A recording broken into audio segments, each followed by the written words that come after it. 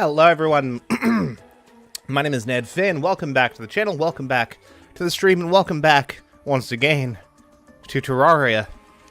Now, as has been documented previously, in past streams, I've made a game attempt at Terraria Hardcore with, let's say, disappointing results. However, we've got a brand new line of Henrys with a brand new bean world. I'm going to take a more generation-based approach, let's say, where I'm going to be very liberal with my use of storage and the like, to make sure that future Henrys in this world will have the very best chance of survival. And hello to you, Benny, in chat. How's it going, Benny boy?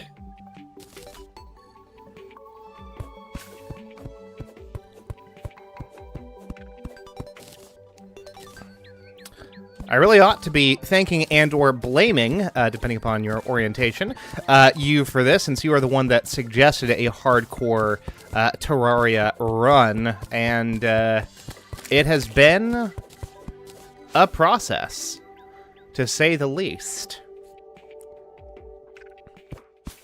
I did start up a medium core world, but that actually, the medium core thing did not work the way that I thought it did.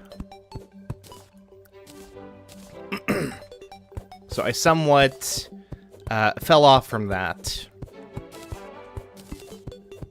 Going back to proper hardcore mode. But, as I said, I'm going to take a more iterative approach, let's say. I turn on that webcam light, huh?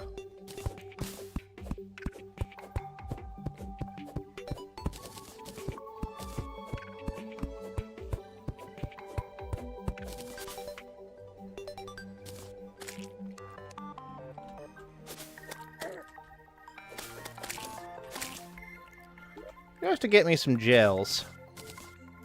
Let's get a little gel going here. Now, it is like noonish. Let's keep exploring a little bit further. Yeah.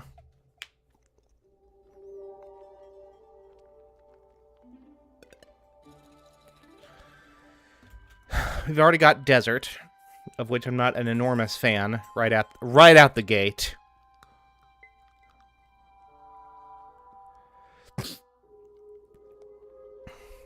Don't know how I feel about that. That's a thing, so we're gonna avoid that. Now, the first world that I did this in had, like, no heffin' caves, which was a bit of a disappointment, for a variety of reasons. As copper, I'm not too worried about that just yet. I want to get myself kind of established here. And then we'll worry about other stuff. I was about to say, yeah, we'll get the house right next to the spawn. What spawn? We ain't respawning, fam. It's a one and done for Henry 1. It's a Henry 1 and done. Collect the cactus for tools and armor. I did not realize that cactus could be used for tools and armor, if I'm being real honest with you. But that is something to keep in mind as I continue the great work.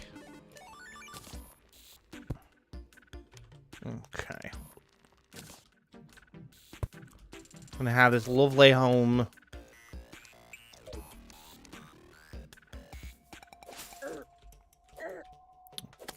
Jeezy pleasy.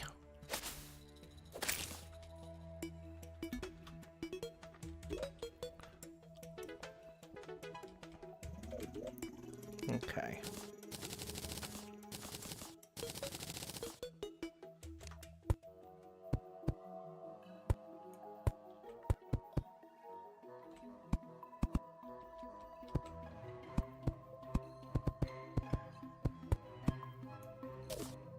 Okay. I think that is where... Yeah, that's exactly where the roof needs to be.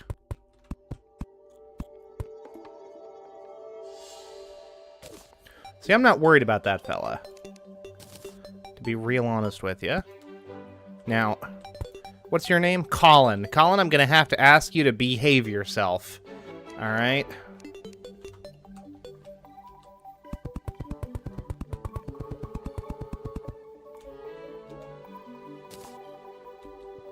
And that. And that. And that's a house, baby. Now, here's what we're going to do next. We're going to give ourselves...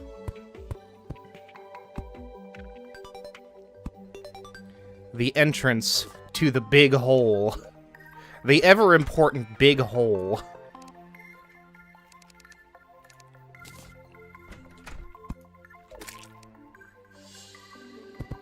Decent starter, tools and armor. Cactus armor damages creatures that attack you. Interesting. I did not know this. See, I'm already getting secret tech from chat. Thank you, Benny.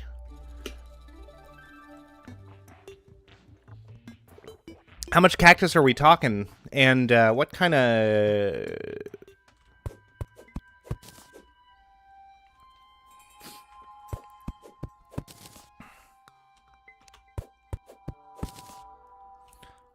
What kind of thing do you need to forge or produce or...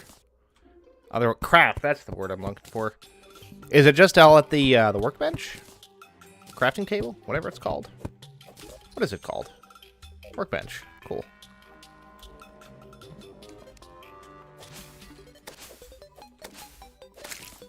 How very Minecraft.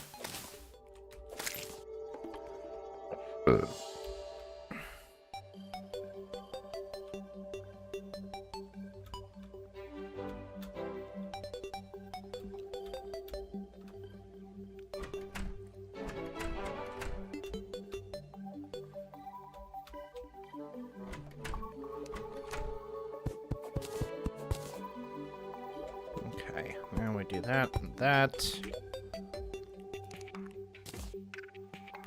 20 for each armor. You can make it on the workbench. Cool beans. Well, look at that. Fast speed. Now, how does the 35% pickaxe power... 35. Okay, so like the cactus pickaxe is the same as the copper pickaxe then. I will still take... Yeah, I'll take a cactus sword. Absolutely.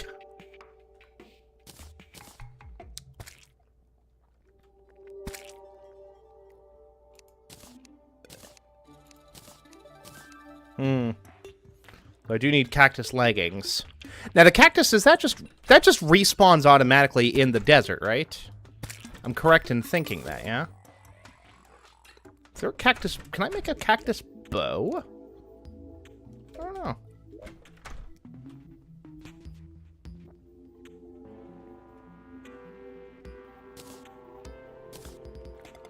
Yeah, no. No worries, Benny. I gotcha. Dang, I look like I should be playing frickin' Battle Ball.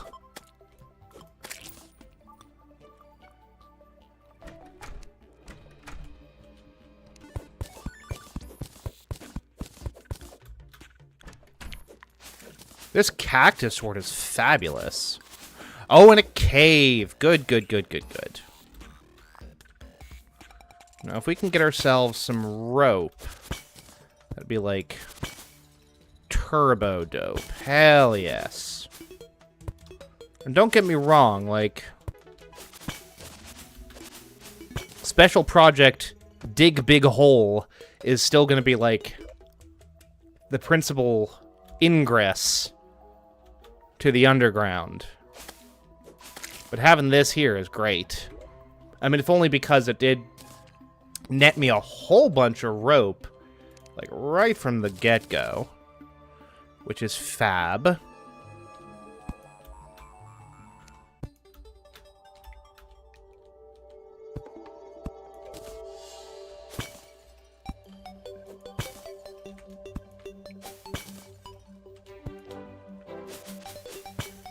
Pretty gradual slopes as well. Which I'm loving. Less building material I gotta expend. Alright, now this is what we're gonna do here.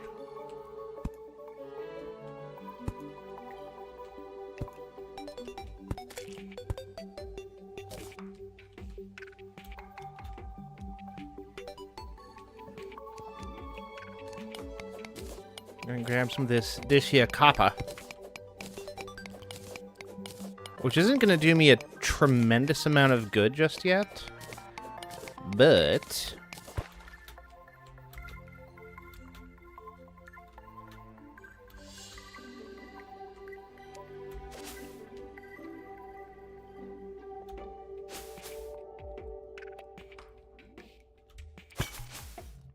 But say, I believe in my capacity to get up there and hit that thing.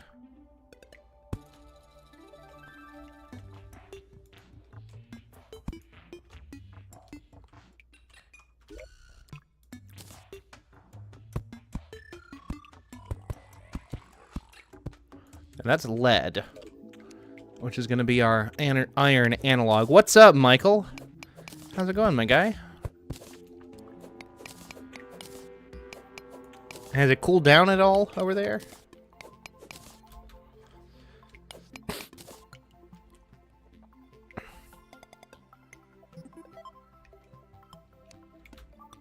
Okay.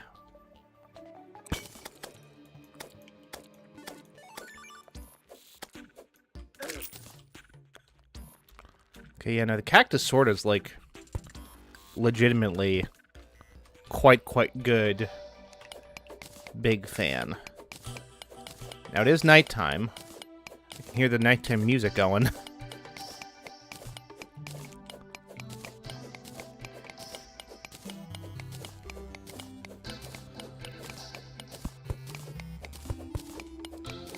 Thanks to my cactus armor, I already feel, like, way more well protected. I'll walk into the green slime once you complete the armor. I will give that a shot. Ooh.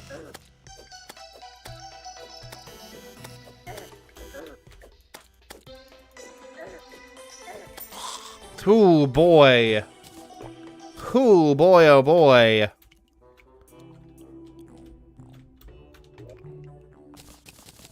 Time to get the heck out of here. That was almost very bad, as a matter of fact. I am not out here trying to die on night one. Would have been funny. Thank you, Bacon. Thanks for the stirring endorsement. And how are you, sir, on this fine eve? Now we just dig down from here a little bit.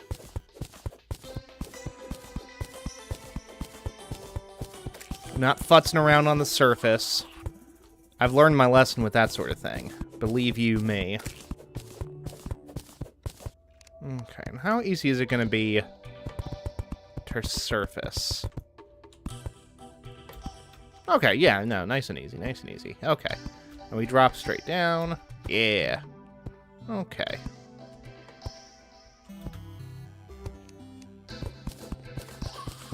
That is doable. Oh, highly doable. Called Ned almost dies in the first 10 minutes. Yeah, Benny.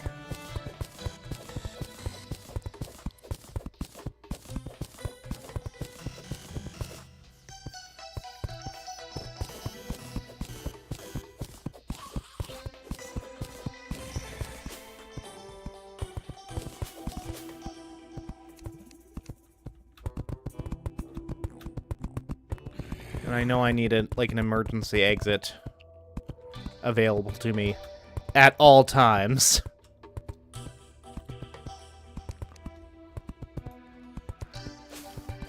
I also very badly want to get a chest, like, as quickly as possible. No more torches, but that is a quick and easy fix.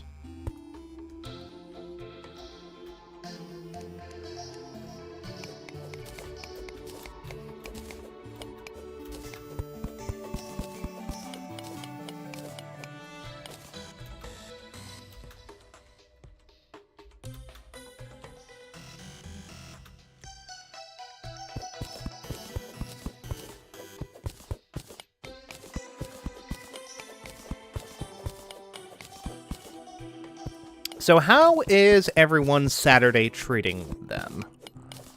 I know Benny was here for the draft earlier, which went quite poorly, actually. Like, annoyingly so, to be honest with you. But these things happen, and I have learned not to try to, like, force a color pair when I just don't have the material for it.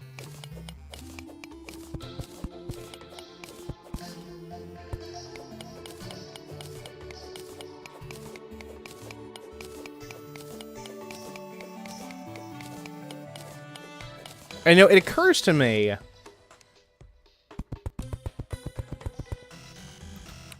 that I identified what would go on to be the problem with the deck, which is that it was way too...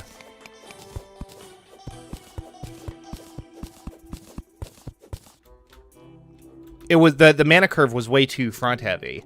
I had so much good stuff to do in the first few turns, and that just did not carry through to, like, the mid or late game. But lesson learned, I still pulled out a win, which is better than I have done in some drafts.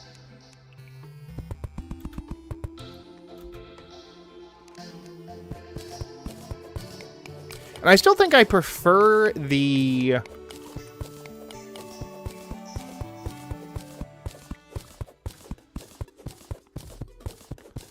Premier draft over the traditional draft, because Premier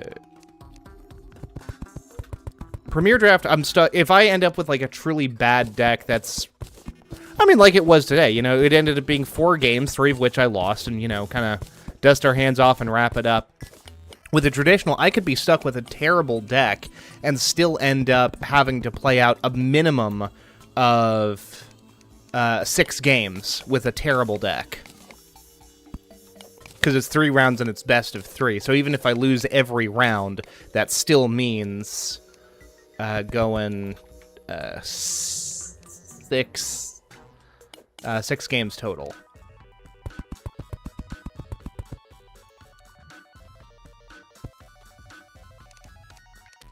Okay. Bomb. Healing potion, which is nice. Some rope would be cool. Lesser healing potion. Not quite what I need. What about you? You got any rope for me? That's a bomb. Also not quite what I need. However...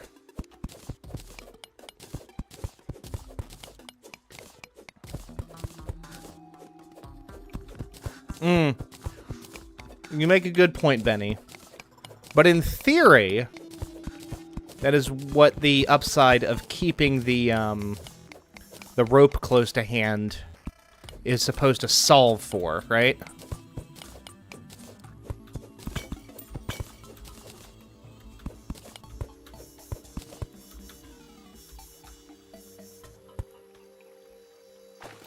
That's a slime. Oh, that's some copper there. That's nice. Of course, I've got no way of telling what time it is.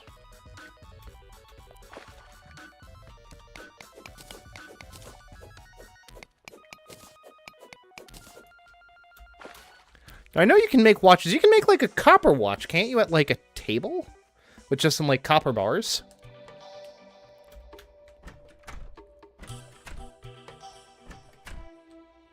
Okay.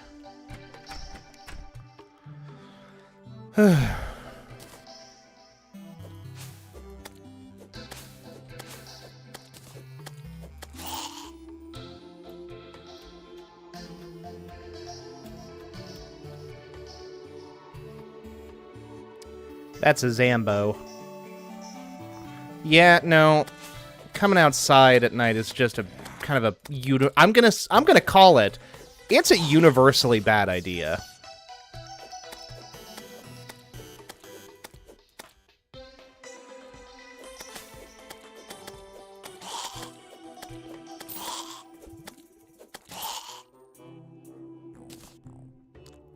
I just do not have the defensive capabilities for being outside too terribly much. Ooh, boy. So instead, we're gonna do some horizontal exploration instead, while we wait for the sun to come back. Now, how profitable is vertical exploration this close to the surface? I don't know.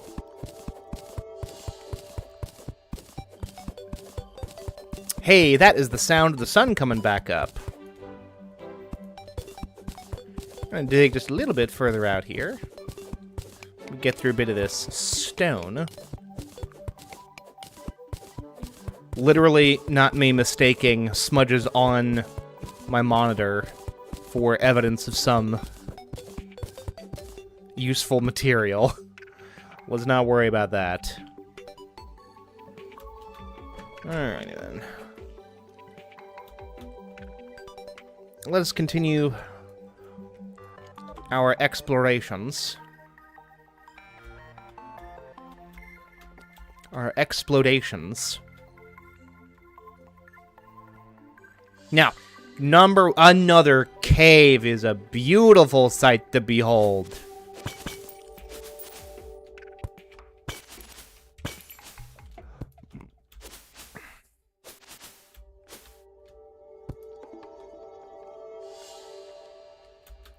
Have I beaten a boss in Terraria? Yes. Yes, I've beaten lots of bosses in Terraria. I don't know if I've beaten any of the hard mode bosses, but like Wall of Flesh for sure.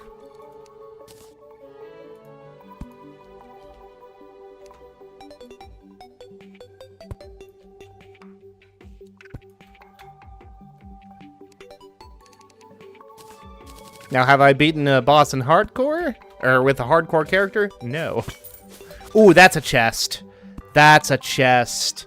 That is precisely what we need.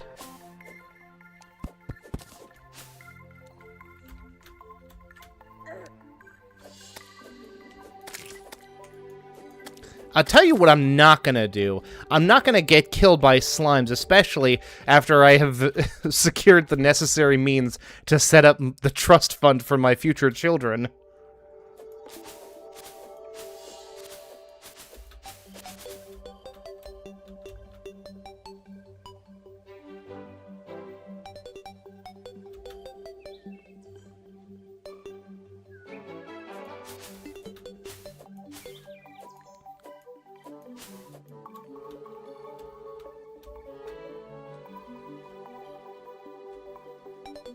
I'll tell you what, the game gets a lot gnarlier after you do.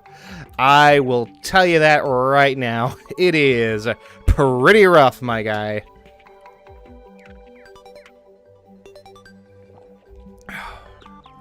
But before we do anything further, go ahead and set this here chest down now.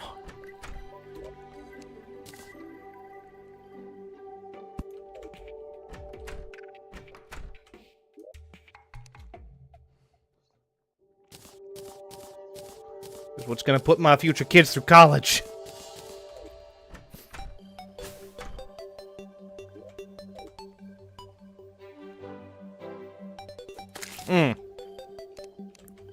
This is another thing that I've learned now from past experience. To not sleep on a healthy bit of arborism. Your boy about to plant himself some trees. In other words.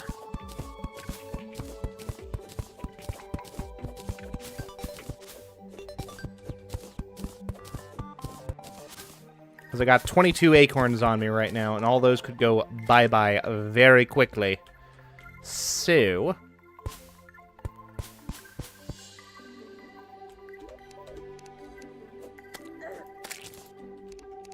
see? They could go away because I'm doing stupid stuff like that.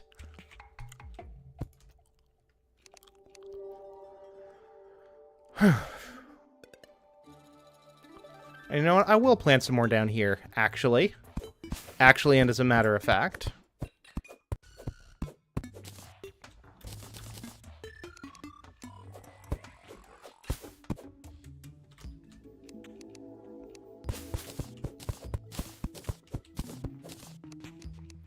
I tell you what, the idea of losing, like... oh, gosh. Like, losing fledgling wings. Or something. Well, I mean, you make a very good point, Benny. And a grappling hook will be a very nice quality of life thing. On the other hand...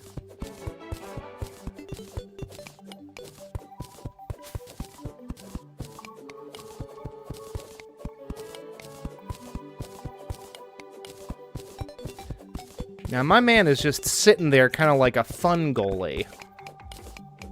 Gemcorns are a scam? Why you say this anti-gemcorn slander, Bacon?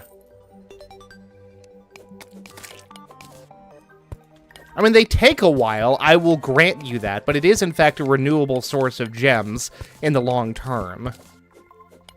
Like, presumably you could fall afoul of some truly unfortunate RNG.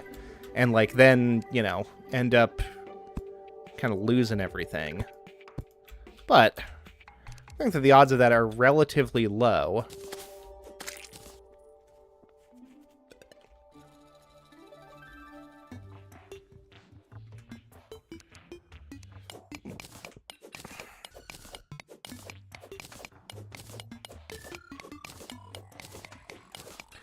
They're always going to drop a little something. I mean, typically they're going to drop at least an extra gem corn. And as far as I'm concerned, that's the slot machine most often at least giving you an extra pull. Right? You just got to wait 5 minutes before you can have another go on the machine. Don't worry, I see these fools and I'm taking them out proactively. The last thing I want to do is be stuck in a hole with a bunch of enemies, because that's going to spell a quick end to Henry 1. Well, yeah, stone block is the guarantee, but usually they produce at least one gem corn.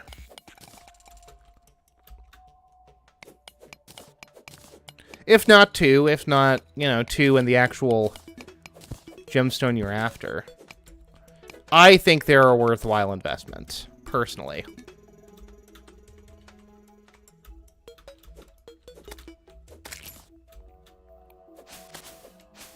We can have a difference of opinion on it, but that's just where I'm standing, you know?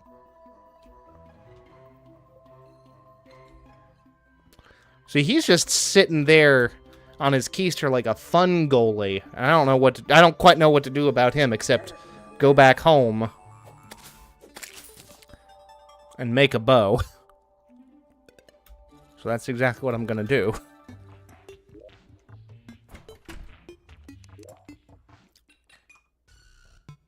And you know what? I think I will make some jester arrows, now that you mention it. Jester arrows and fire arrows. And a bow with which to fire them. Now, here's the other thing I need to do, right? Well, I don't have enough material to make an anvil. But I can make this. Means I can also... oh, the fireplace isn't even used for the frickin' thing.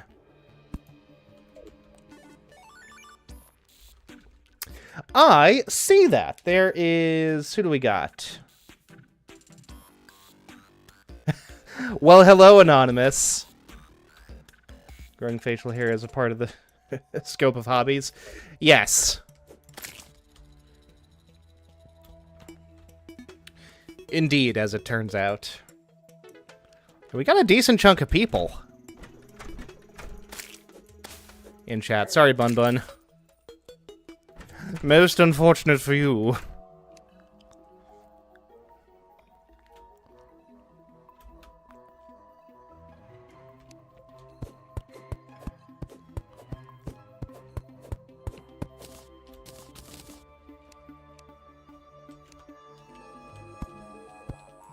E.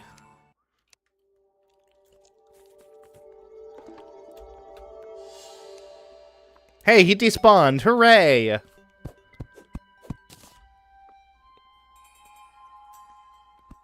What fabulous news for me.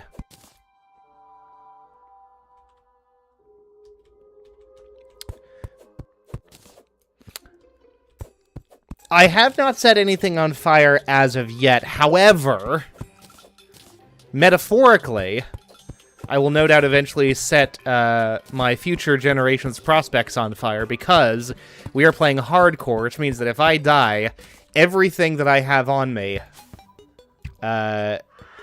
goes away.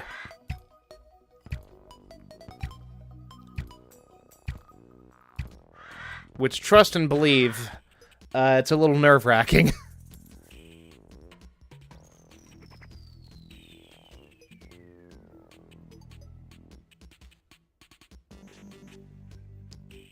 Well, I'm glad Born Loser has been enjoying the Terraria streams. They have been largely an exercise in fear and frustration on my part, but gotta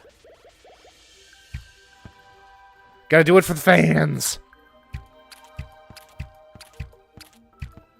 Well, that was pretty easy. Let's grab a little bit more cactus for my complete set of armor, and then head on back, deposit stuff in my chest, and call it a heckin' day. What's up, Gnome Man?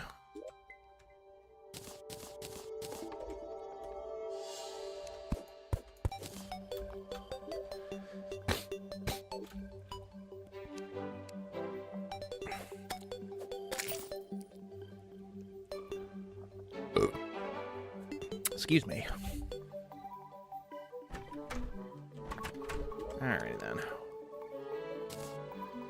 Quick stack stuff, including the gnome.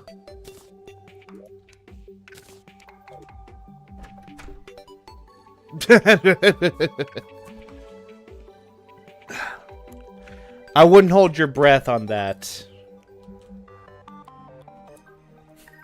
Besides, I have to complete my my Flesh and Steel run of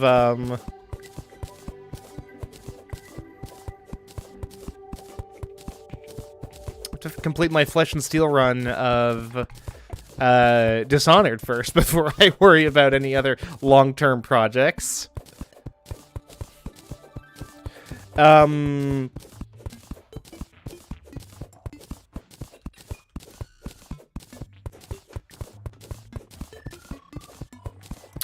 And by that, Anonymous, I assume you mean Backrooms and Iron Lung. I mean, I think it's cool. You know, Blueser gave me some of his perspective on Iron Lung. But, like, I think it's neat, you know?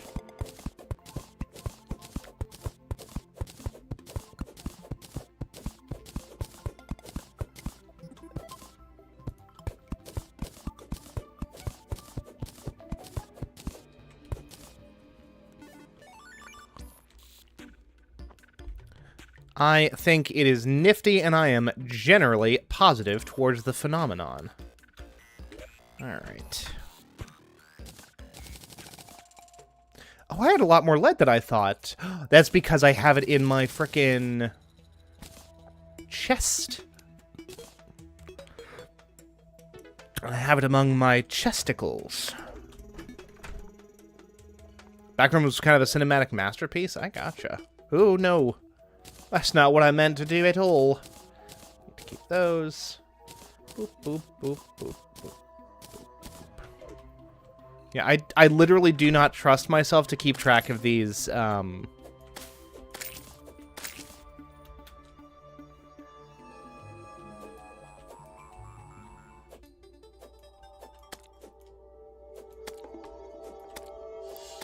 of those healing potions. I think they will do me more good to save for later.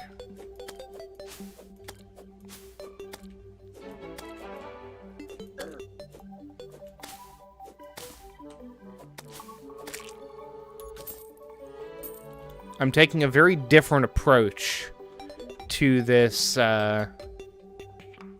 whole thing.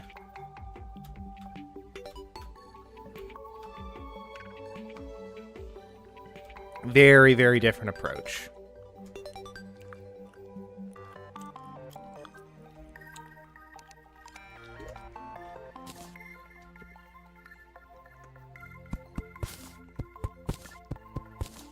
Probably not at present here, Benny. That might be something that I do in the future, like open up some kind of game for folks. But that is not something that I've really had an experience with, kind of bringing folks watching the stream in on the action. But it is something to consider for the future.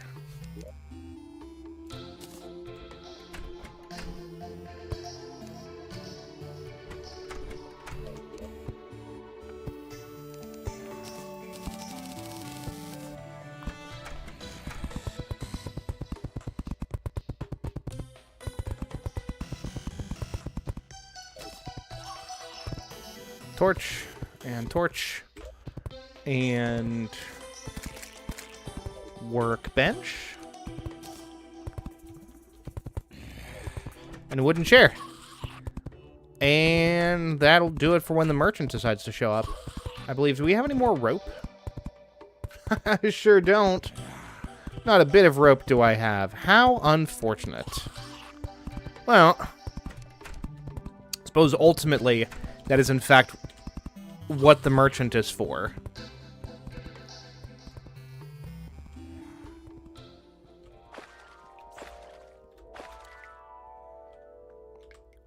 What's up, Phantom VRMC?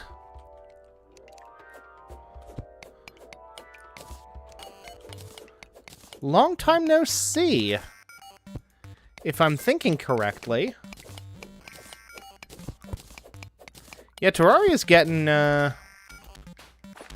some eyeballs here.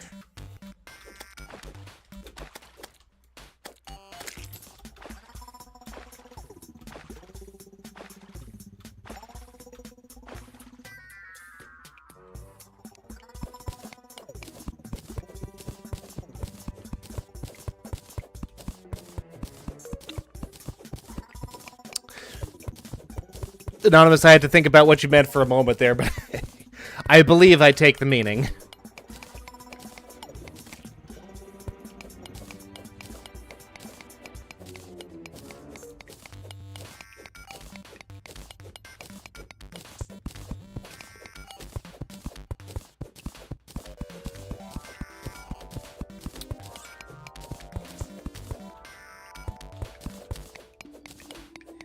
I don't know, if I'm thinking correctly, I do believe I hear a goose honking in chat. Am I correct in that?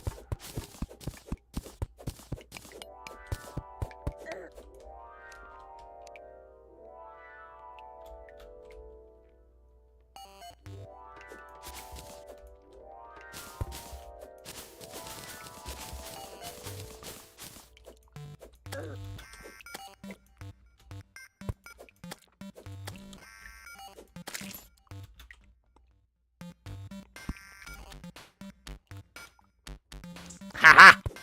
I knew it. I knew the username looked familiar.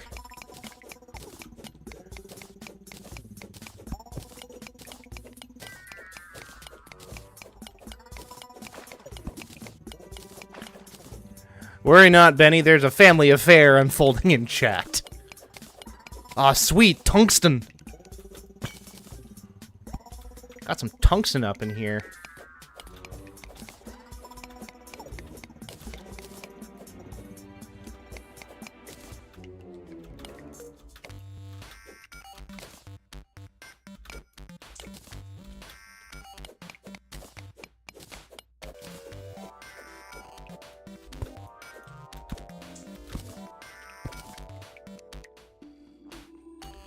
I see you over there, fool. Don't think I don't, because I do.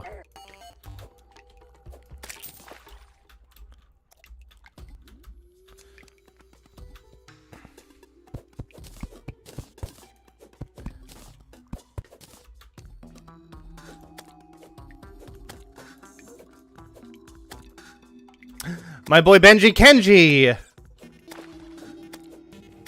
I remember you.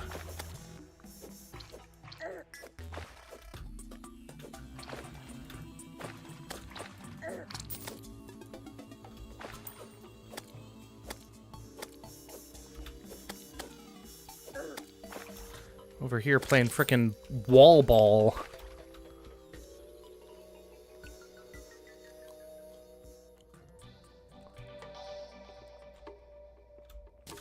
I do have Deep Rock Galactic. I have played it exactly one time, and I did enjoy it.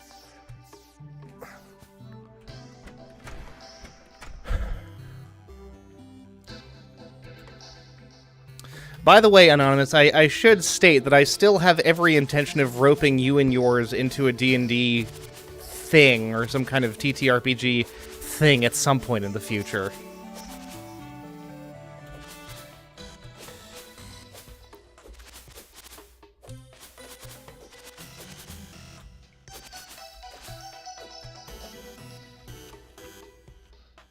Go do your thing, Benny.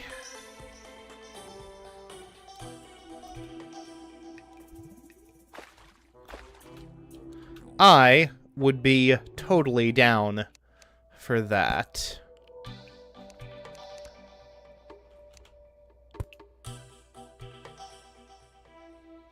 And you know, I've mentioned to Born Loser that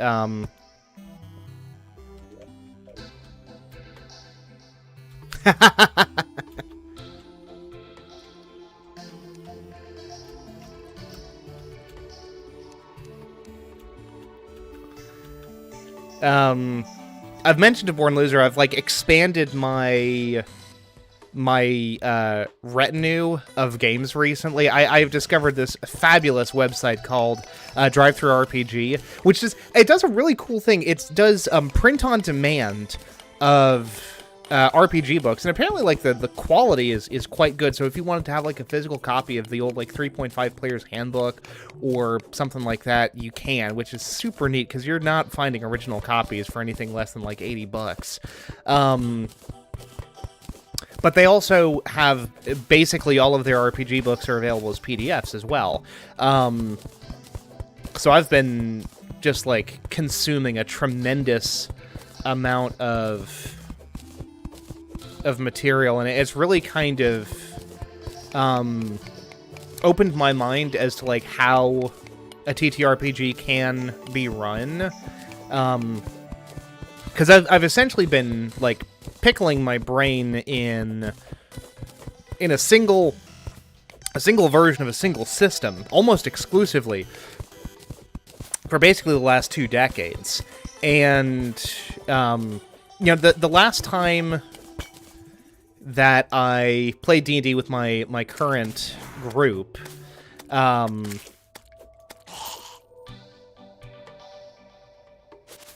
was kind of explaining, because the session, I kind of took a different approach to running it, and it turned out really, really well.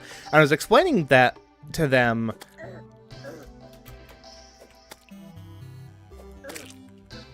Jeezy pleasy. I was explaining to them, it's a little bit like,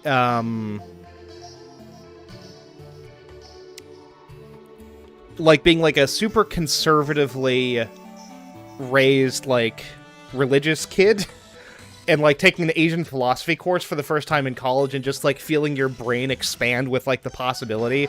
Because there's been this whole, like, a real widening of perspective, of, you know, how this can be done, what it looks like to prepare for a session, what it means to run a session. And I do apologize, Anonymous. I lost track of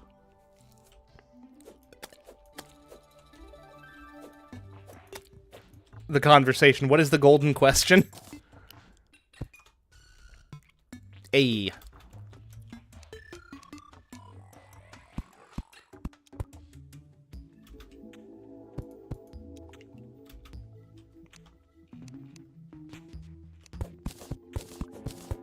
And that's promising. A little bit of tungsten here.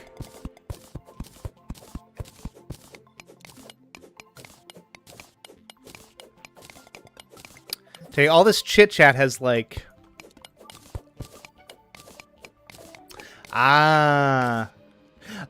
So, D&D, or Dungeons & Dragons, is the tabletop role-playing game. I want to say it's the first. It's definitely, like, the most storied. It is the one that kicked off the trend. I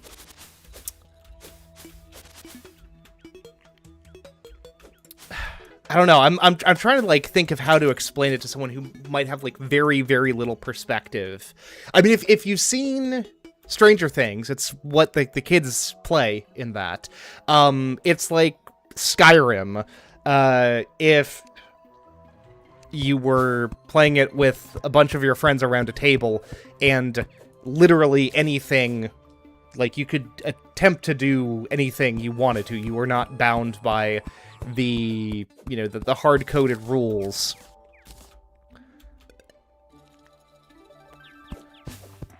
Of a, you know, of a set of programming.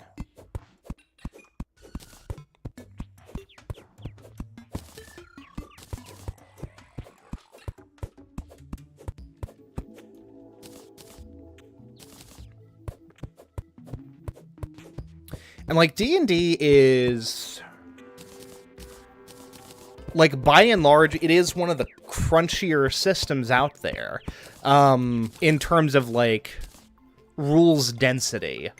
And 3.5 especially, and I do like 3.5 for its kind of simulationist aspects, like 3.5 is great for, especially for the amount of customization that it allows for in a way that is very clearly reflected in the game's systems.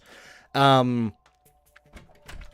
if you can think of something, there is probably a pretty good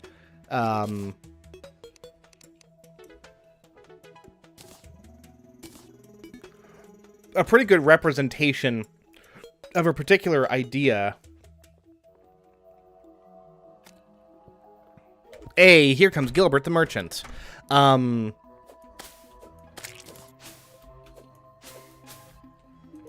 Yeah, if there's a particular idea that you have in your head for your character, it is probably represented in a very distinct rule form in D&D 3.5, especially with the sheer amount of supplemental material that was printed for it over the years. It's also worth mentioning, for those so inclined, archive.org has PDF copies of, like, all of the 3.5 material just available. And archive.org is going to be way sketchier than, let's say, other potential options. Cape, panda ears. Here's from another world. No. But you, my guy, are going to furnish me with a couple of things. You're going to give me a piggy bank, and you're going to give me a whole bunch of rope.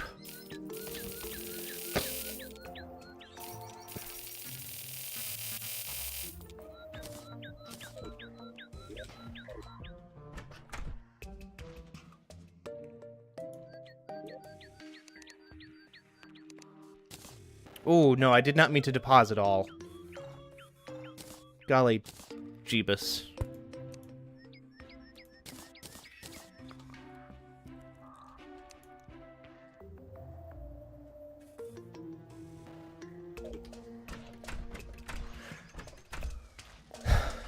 So I would want to run something fantastical. That is, generally speaking, what a lot of these systems are still set up to do. There's a rules framework called Powered by the Apocalypse that has, like, generated some really remarkable games. for a bit of lore on that, back in 2010, you had two game designers, Meg and Vincent Baker, who created a game called Apocalypse World that had this whole new, like, distinct rules system to it. And it proved so intuitive and flexible and just, like, really able to be applied to a lot of different potential settings and setups that it was eventually licensed as a design framework for a system now called Powered by the Apocalypse.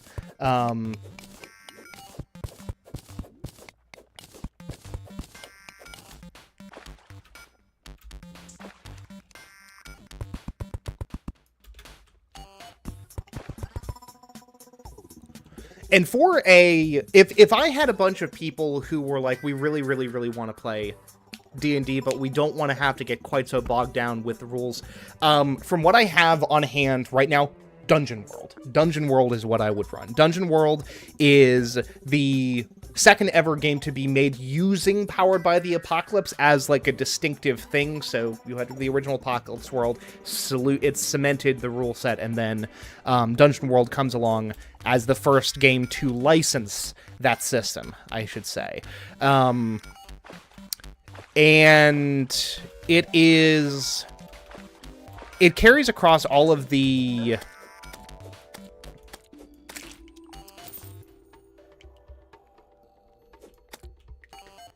a lot of the flavor of D&D without being utterly bogged down by the sheer amount of rules. Like I'm not grabbing D&D books.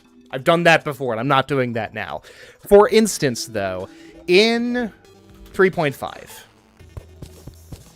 which is the version of D&D that I primarily play, you've got an entire chapter on combat, and every potential move you could want to do in combat has all of these bespoke rules. If you're trying to, I don't know. If you're trying to disarm an opponent, there's a specific role for that. If you're trying to break an opponent's weapon or hit a particular part of your enemy's body, that's called a sundering attack, and that's especially necessary for dealing with enemies like hydras or something. Or if, like, you're trying to decapitate an enemy, I guess that's not necessarily... Well, yeah, I think... Yeah, for the hydra, you need to, like, chop off its head and then, like, burn the stump or something like that, which I think is what Hercules did in the original myth as well. We've got all this very bespoke stuff that you can do. Dungeon World has all of that stuff, everything you could conceivably do in combat, condensed to 2 of what are called moves. Hack and slash, which is your melee, and volley, which is your ranged attacks. And everything else is adjudicated between the GM and the players, and I think that's great. That is really, really great. That is a wonderful way of doing it. And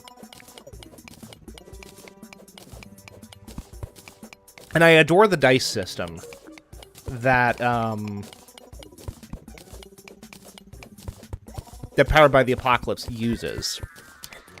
Because in, like, D&D, the super short version of it is when you're doing something that has a chance to fail, you roll a 20-sided die, you add the necessary modifiers, positive and negative, and then you compare your resulting score to a target number. And that could be armor class, which is an AC, or difficulty class, which is a DC. Not to be confused with alternating and direct current. That would be something different. And then, if you hit that number or succeed or exceed it, you succeed. If you don't, you fail. What Powered by the Apocalypse does that I adore is 2 things. Its system means that when you roll your dice, you automatically know if you succeeded or failed. And 2, when you... Oh, gosh. it allows for nuance. It's not a binary pass or fail. So, in Powered by the Apocalypse, you grab dice that literally everyone has. Not literally, but, like, just about anyone is going to have at least a couple of these knocking around in their house. 2 6-sided die. You roll it. You add maybe 1 or 2 modifiers. That's going to be probably no more than about plus or minus 3. And then, if you roll a 10 or higher, you've succeeded. If you roll a 6 or lower, you fail. If you roll between a 7 and a 9, you get a partial success. So things go kind of the way that you wanted them to. Generally, you're going to achieve what you set out to do, but the GM then gets the opportunity to present some complications to that. And that's brilliant because, again, you can look at the dice and you're not set there looking to the DM saying, like, okay, is this something that I failed or succeeded? You know, because you can read what's on the dice. And it allows for the nuance of, gradations of success, basically, which is brilliant, because that means that most often, because it's, the most likely thing to roll on a dice is on a pair of d6 is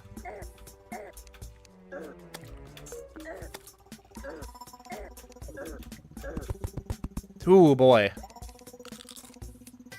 is a 7, right? And then, you're likely to be adding 1 or 2 to that. So most likely, you are going to succeed at the things that you set out to do. But it also means that, which is good, because that keeps the plot moving along. If there is one locked door between the characters and their goal, and they fail to unlock the door,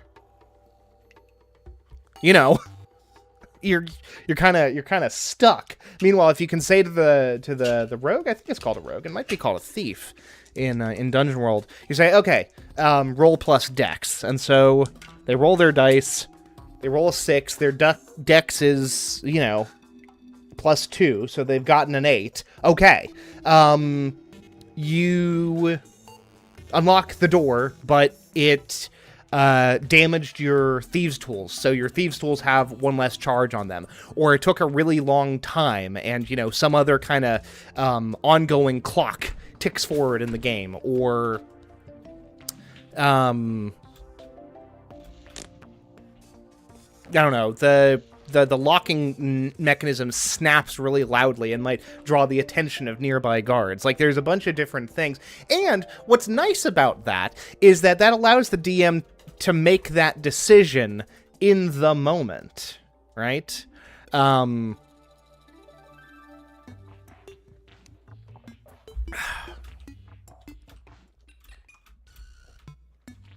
For what is going to be the most appropriate. And that is an attitude that you can take forward into running games in classic D&D. But that is kind of counter to kind of the way that D&D pitches DMing as like this quite intricate process that requires an awful lot of planning.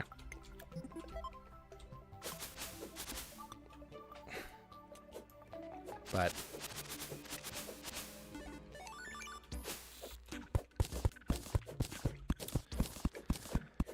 I'm trying to think of other systems that I've got. I do have Apocalypse World, which seems like it would be super fun to run. I have a game called Urban Shadows, which is a very kind of Vampire the Masquerade-ish.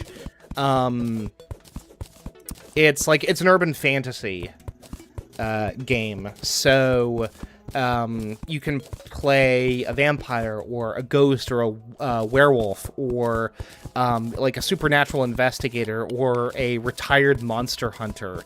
There's a lot of cool stuff to be done in there. I've also got my eyes on some other systems that I haven't picked up yet, but I am very much interested in, like Mythic Bastion Land or the Wild Sea.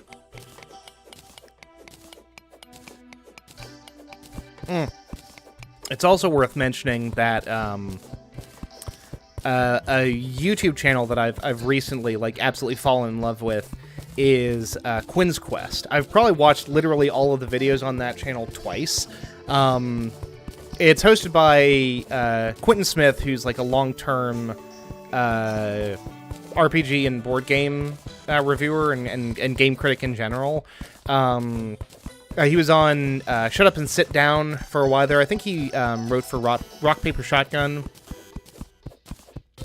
But Quinn's Quest is specifically about RPGs, and a couple of the games that I either have or have on my list are stuff that I've seen specifically because of his recommendations, which is pretty cool.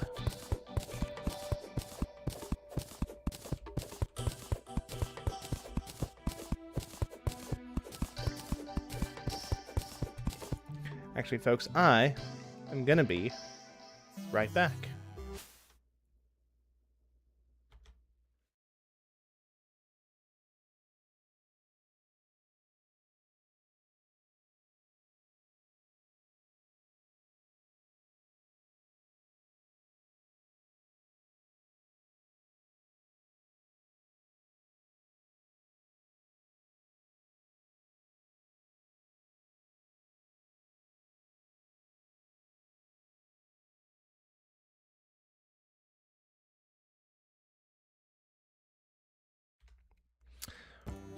I am also super jazzed about something that I'm planning on doing with my current D&D group in October. We're going to be doing a one-off game with a system called Trophy Dark, which seems just deliciously fun.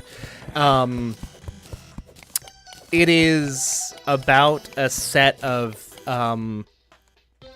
doomed treasure hunters, doomed and desperate treasure hunters, seeking riches in an environment that fundamentally does not want them there. It is a game specifically designed for one-offs. It can be played in the course of, a few hours, probably 3 or 4 hours. Meant for, ideally,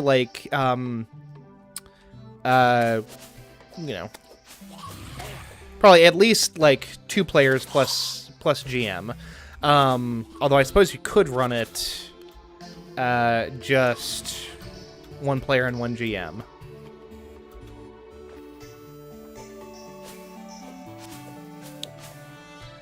But it is a game, one of the player principles is play to lose. Because it is very likely that your character is going to die. And it's a super stripped back system. Creating your character requires you to answer maybe a grand total of 5 or 6 questions, and one of those questions is, hey, what's your name? You choose a name, a background, profession. You select a drive, what it is that has brought you to this point in your life, and you can select a number of rituals, which are essentially magic spells that you can use at, not inconsiderable personal risk.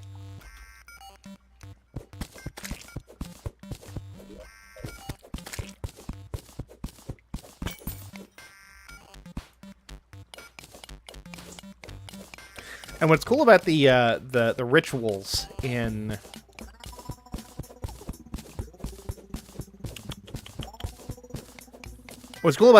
Trophy Dark? What's up? I got a chonky kitty. What's cool about the rituals in in Trophy Dark is taking them decreases basically the maximum amount of ruin that your character can absorb, which is essentially your health pool. If you mark 6 ruin, over the course of the game. It's one of your dingus friends.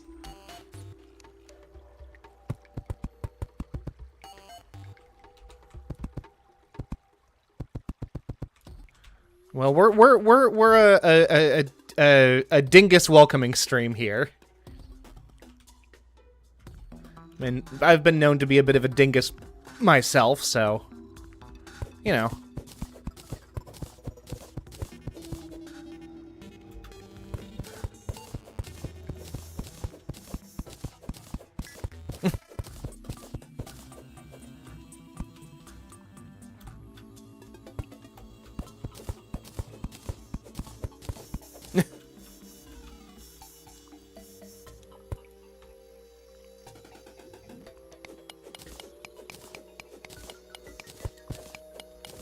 But yeah, when you mark 6 ruin, your character is lost.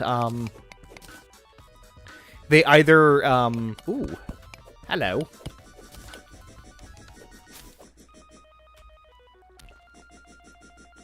They either succumb to some degree of madness, or they just perish. But if they succumb to like the lure of the forest, they can come back as a threat, as like a monster, and that's pretty cool, because that means that they're not just like sat there, you know, chin on their fists watching everyone else play. Like, they can be brought back to basically kind of be like a co-GM, which is nifty. So and you automatically, because of the way that the ruin mechanic works, you start with 1 ruin already marked, and then if you take rituals, you mark additional ruin. So you can absorb, like, fewer bad events. But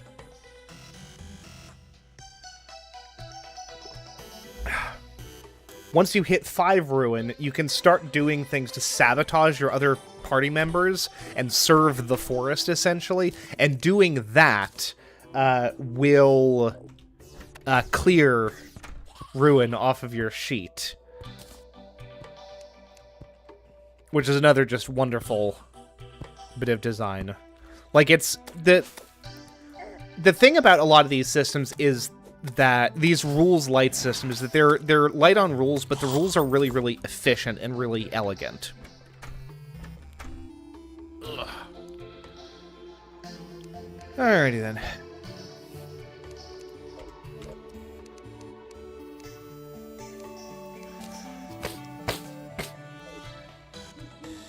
Oh, yeah. I was like, what did I come up here to do? I remember.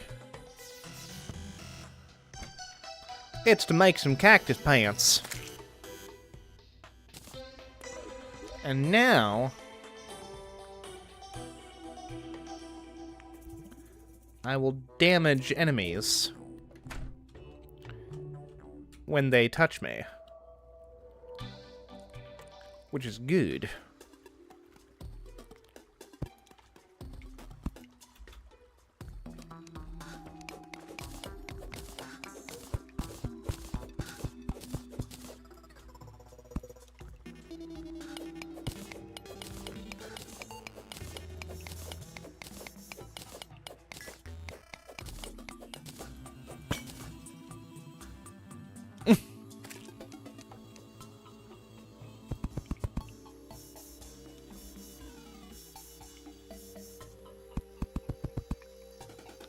We got Haxafoot in chat.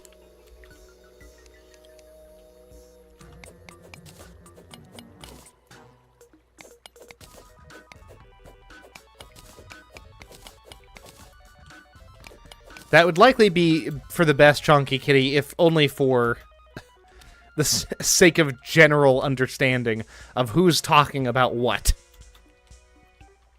Ooh, but now... Oh, hold on.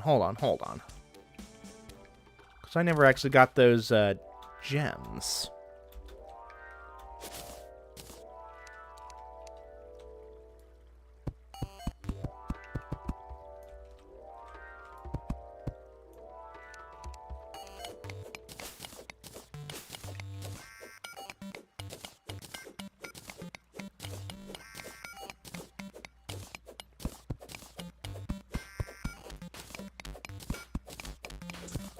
I'm also very glad to be back into streaming. I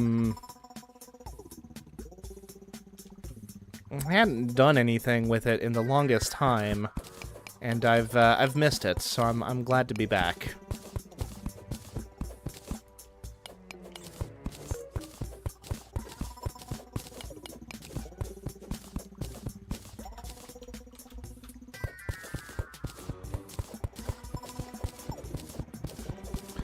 So here, I'm clearing out a little spot to grow some amethyst trees. Is at least the present plan. How well that ends up going, we shall see.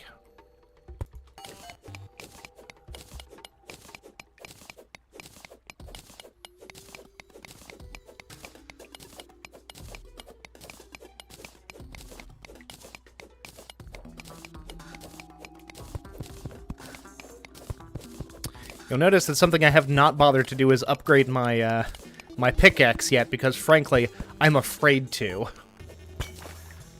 See, I die, everything in my chest gets saved no problem, gets passed on to Henry II. Now, but anything I've got on me is toast.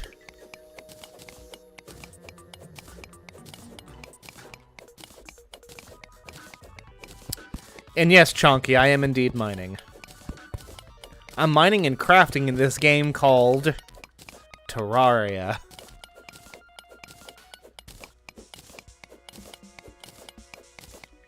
New pick would be worth 100%. I don't know, guys.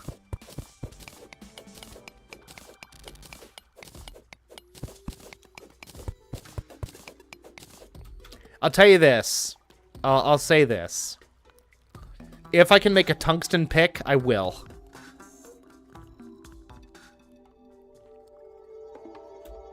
It's the equivalent of a silver pick, yeah?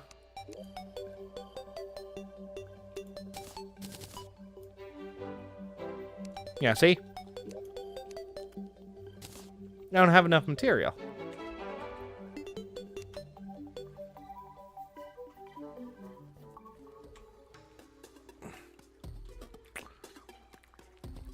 Rest assured, Chonky, my own library is quite extensive.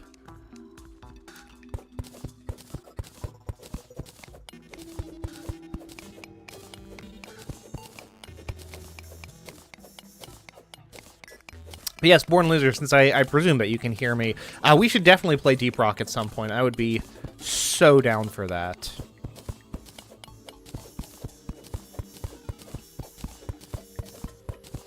I know we had our passionate fling with Windrose, which was a good time. Although I feel like because, particularly because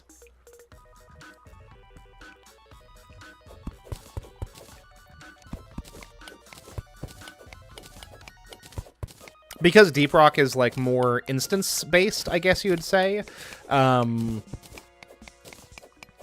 feel like it would be all the better for just kind of a casual, like, hop in, hop out.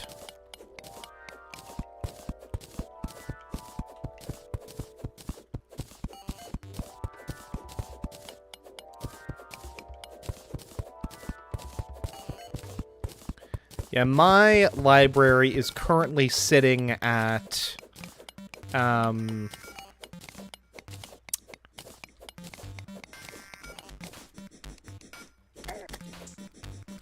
over 400 games at this point.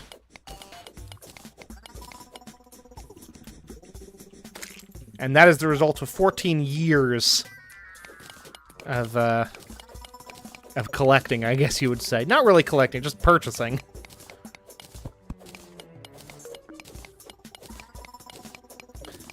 I very distinctly remember I downloaded my Steam account on Christmas of 2012. And I did that because I'd gotten a copy of Sid Meier's Civilization 5, and it required the creation of a Steam account as a part of the installation. And what a wonderful thing that was.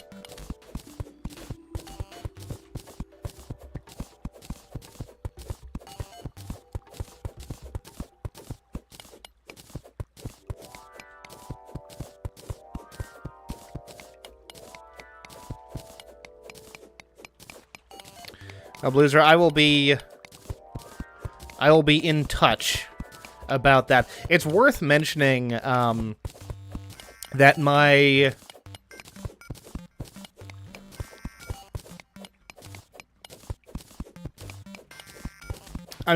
schedule has been, pretty stable since I switched careers, but particularly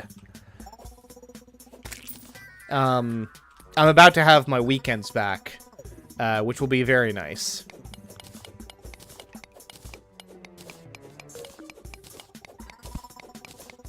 That actually technically starts this weekend, because I've been working.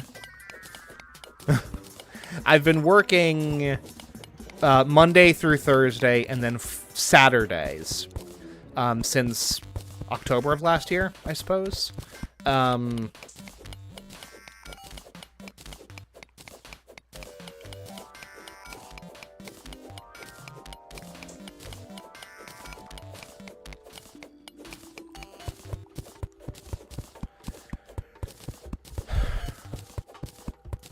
Which has been surprisingly draining, and I'm glad to have my 2-day weekends back again.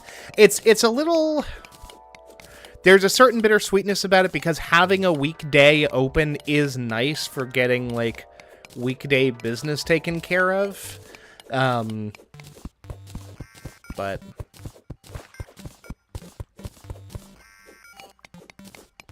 beyond that, if I need to take half a day of PTO for, like, a dentist appointment or something, so be it.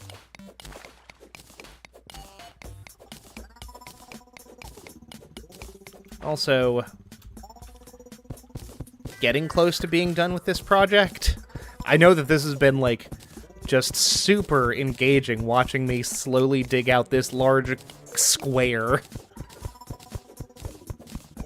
Here we see Ned Finn digging a large square hole.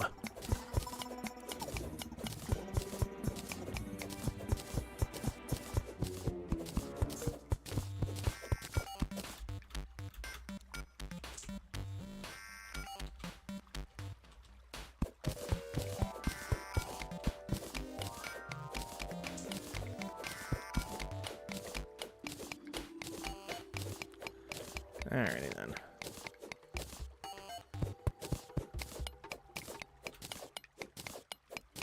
There's chicanery afoot in the chat. Not that I'm anti-chicanery, mind you.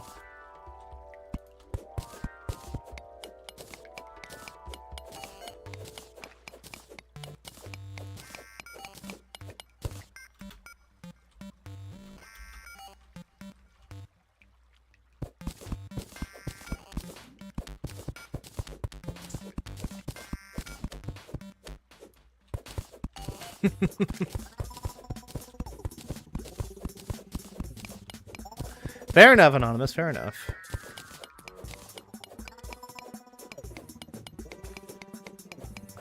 No worries, Chonky Kitty. No worries.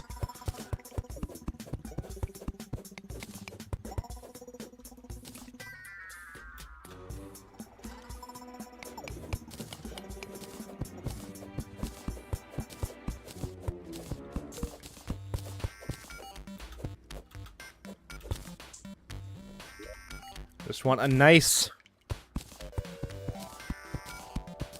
open area for me to grow my stupid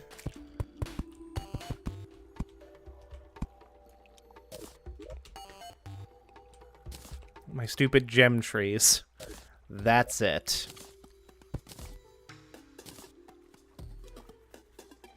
Minecraft and Terraria both peak.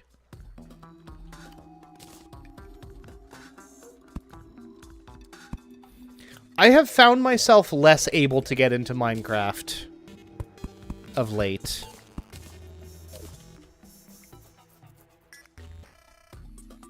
And right now in my off time, I've been back to playing a little bit of Timberborn, which I quite enjoy and am getting better at.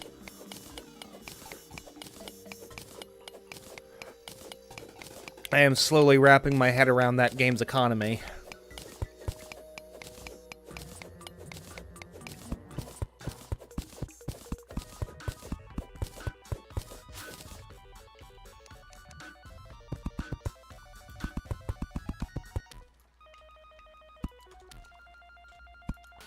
Ooh, another chest. What you got for me, Mr. Chest? Tungsten bars. Heck yeah. Let's go. Time to ascend.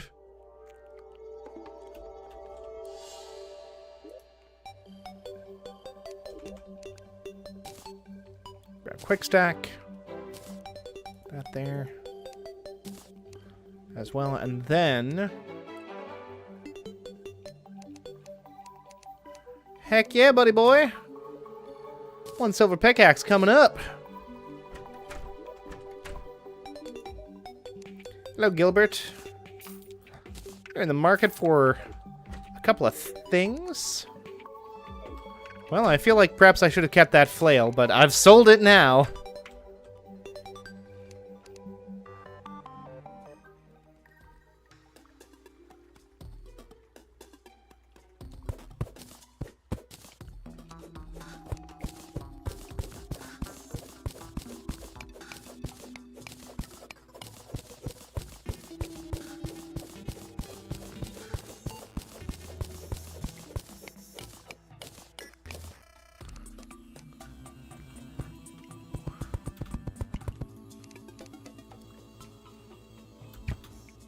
Oh, dang it.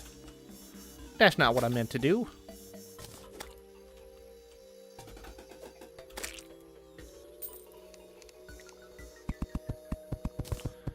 I am doing, like, tremendously better than I did last time. Probably a couple of factors involved in that, but...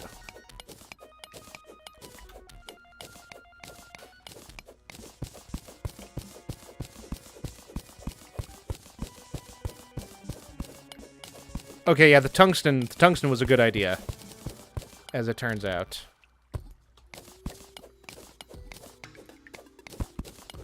Now, this is sand, which could potentially be kind of dangerous.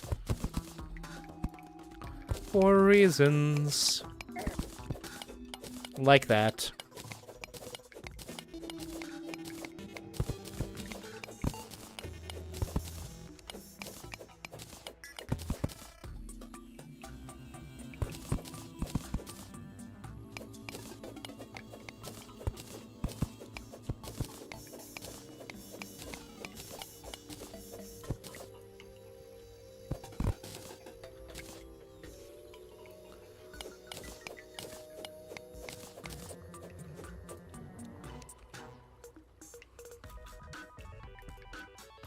I do like how in both Minecraft and Terraria you can, like, eliminate a huge chunk of falling sand with a single well-placed torch. I don't know if that was deliberate or just, like, an interesting confluence of mechanics, but it's certainly notable, I would say.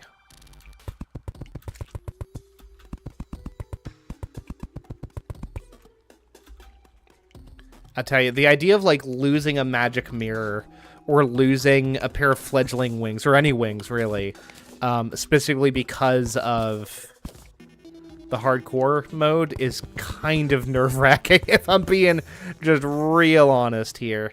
Oh, hey, what's up, fairy?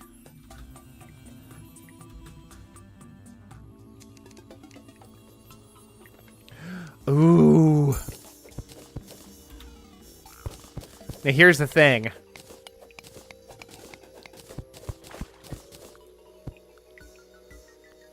I'm not sure if I should use this immediately.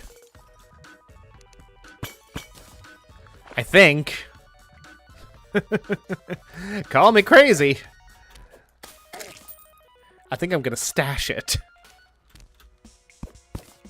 Because normally a life crystal is like, yo, grab that automatically. I think I'm gonna set it aside for now, man.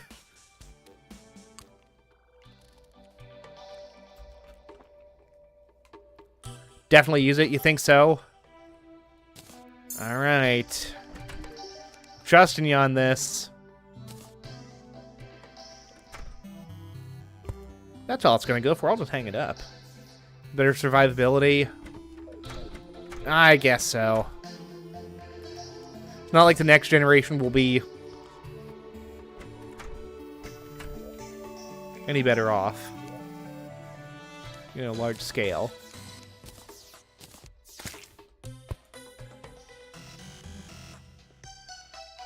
That along with actual armor will do wonders.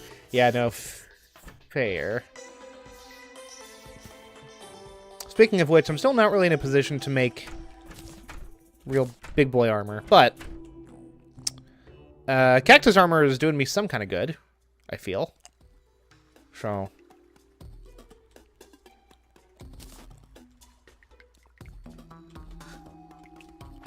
oh, like, why can't I go down? Because there's a thing in the way. Oh, a minecart. Hell yeah.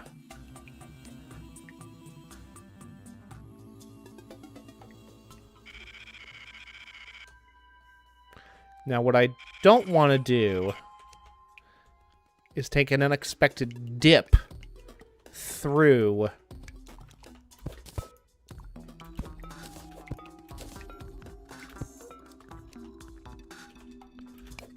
through lava, which can happen on these things.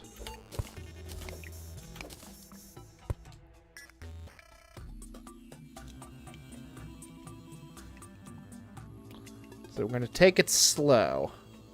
Ooh.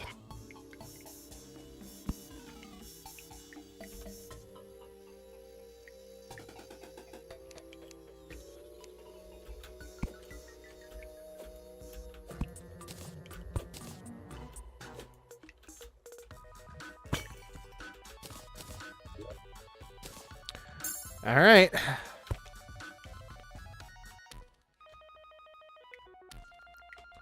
Okay, that is one. Oop.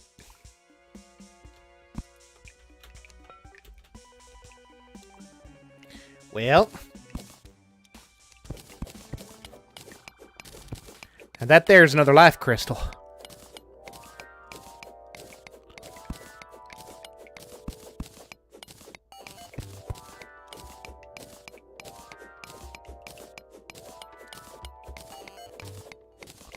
Now here's the thing.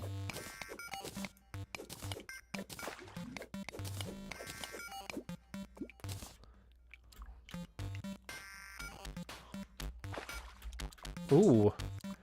That's corruption right there.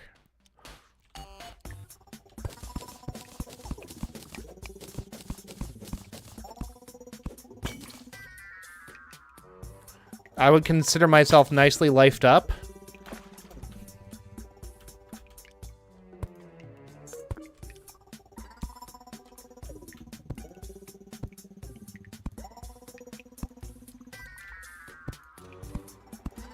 You know what? This is foolish.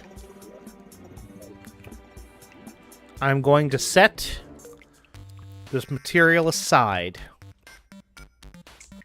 I've gotten some good stuff.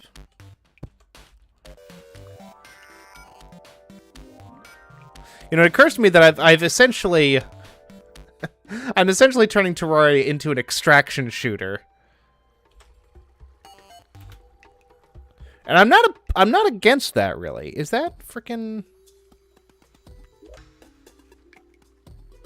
dynamite, or is that just... I don't know. Nah, because there could be bad stuff up there. I have a bad feeling about this.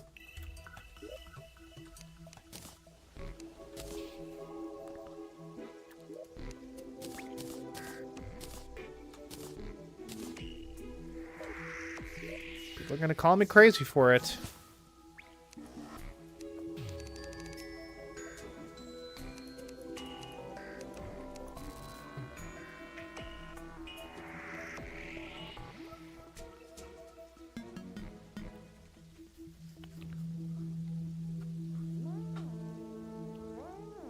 Blizzard makes all the games into Excel spreadsheets.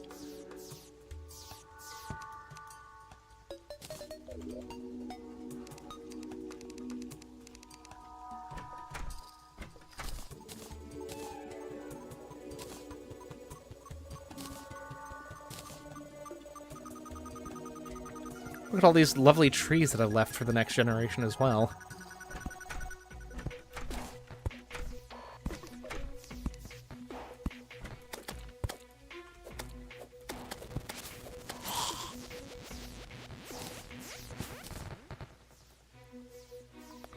Grab me some of these stars for sure.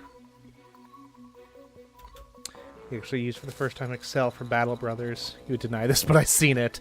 I don't know if he would deny it. I'm pretty sure that is something that Blueser expressed to me as well. And Battle Brothers is a game that I've been interested about, like, taking a crack at. Just haven't had the occasion to as of yet. But it's on the list, the ever-expanding list. Those still haven't grown yet, which is fine, I guess.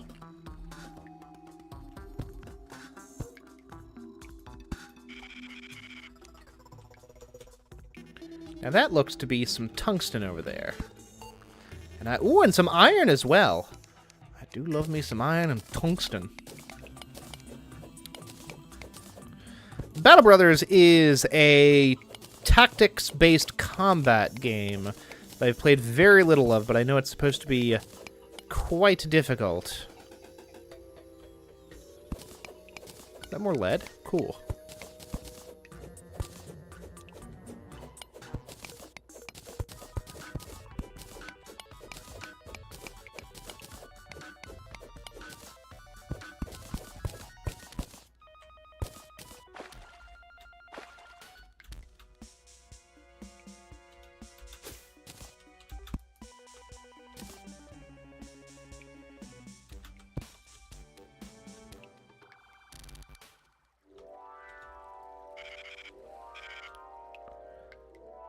Which you need a college degree to play might be right up your alley.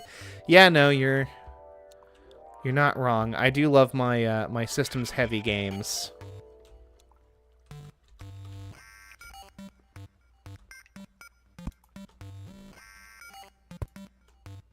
Y'all have seen a bit of Dwarf Fortress, yeah?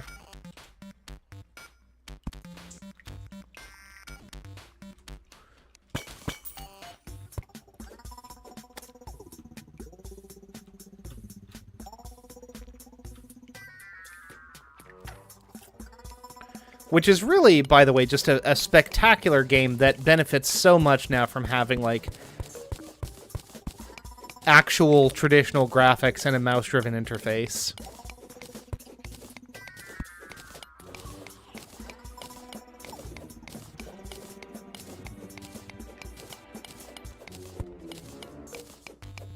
There's gold in these here hills.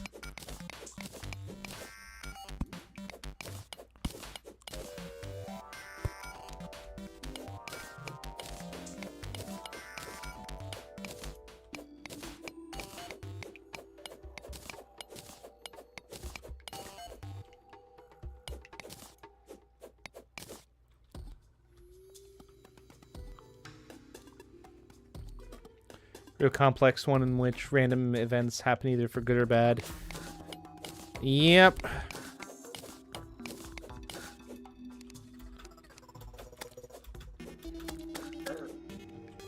Good. And stay there. Yes, I did. There was like a were-elk or something that came along. I do remember that.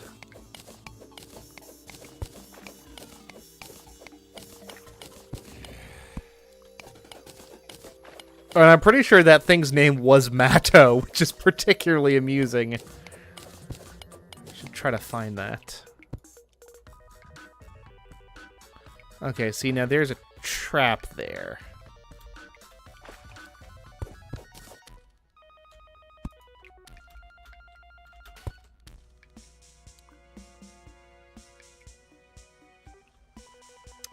Not too much, I'd say. Ooh. Although me doing something stupid like that could very quickly spell disaster if I ain't careful.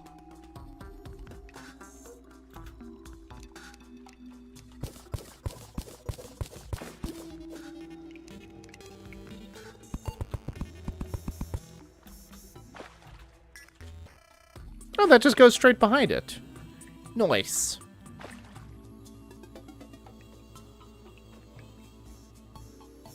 I need these things to grow. I'd love a grappling hook. I really would. Ugh.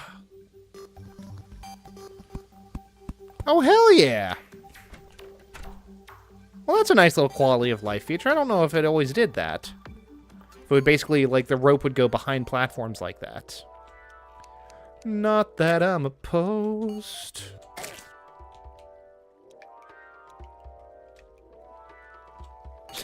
I sometimes contemplate the consequences of teaching Spawn to type.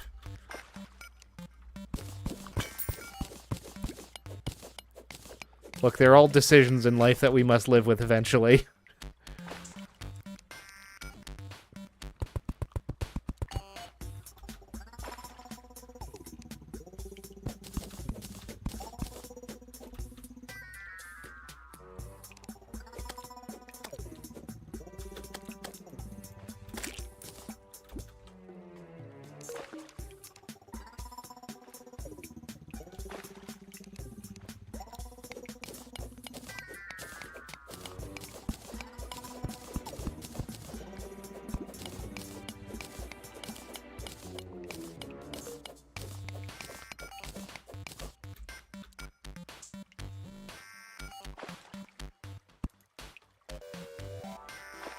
I need to drain off some of this excess water. Ooh. For example, spelling excuse me wrong. Eh. Alright, I need some glow sticks is what I need. So we can rave.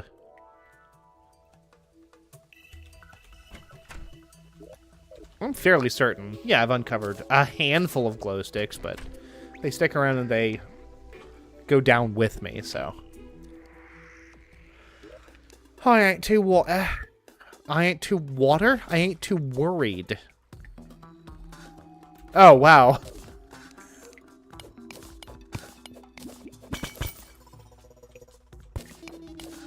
Literal moments away.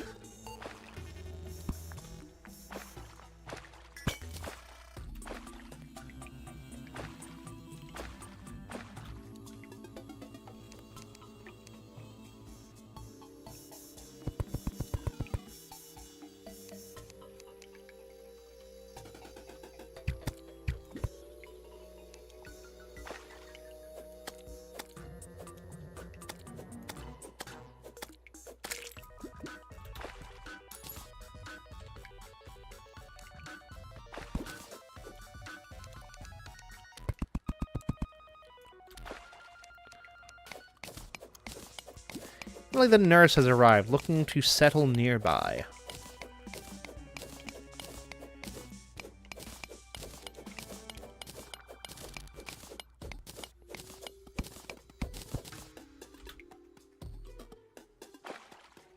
I thought I saw the glimmer of a gemstone.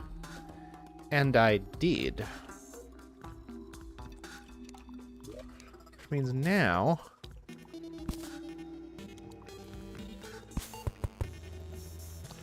I'm going to throw down another one of these things. Have to win that. There we go. Ruby Gemcorn. There you go. Grow in the dark, my little friend.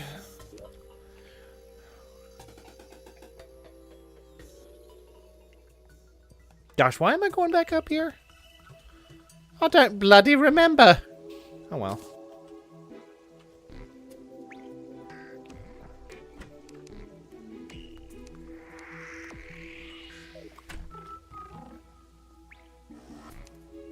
Okay.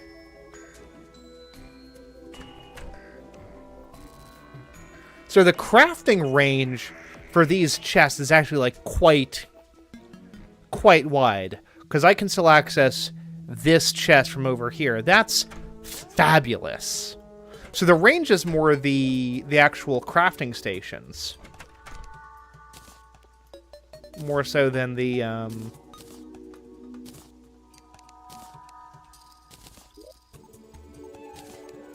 Oh, I'm so into that. More so than the chests themselves. That's... Well, no. I suppose... Okay, those are in there. Well, even so. All the way over there.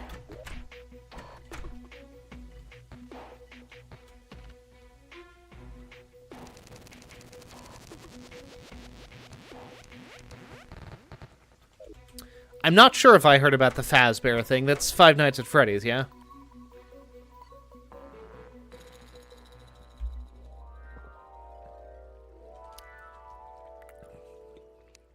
Okay.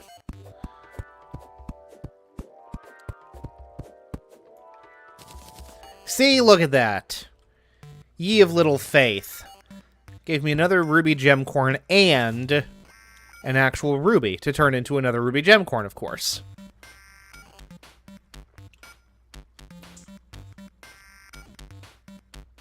Opening a pizza joint in New Jersey? R.I.P. New Jersey, I suppose.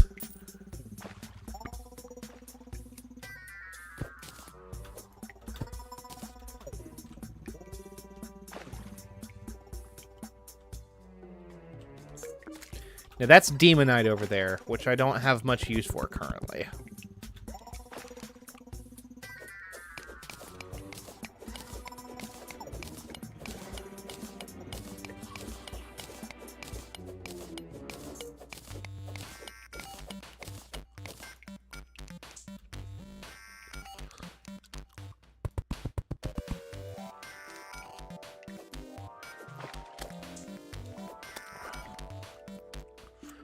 I'm honestly trying to remember, like, what caliber of pickaxe you need.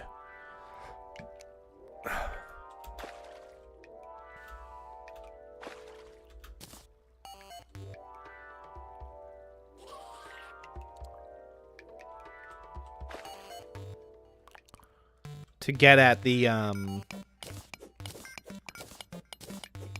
naturally occurring demonite ore. Because I know that the Eye of Cthulhu drops some bars.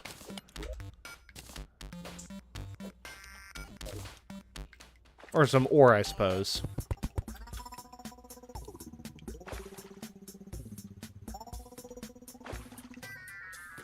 Pictures of a birthday I had with the actual Chuck E. Cheese gang. Are you referring to Charles Entertainment Cheese? His literal government name?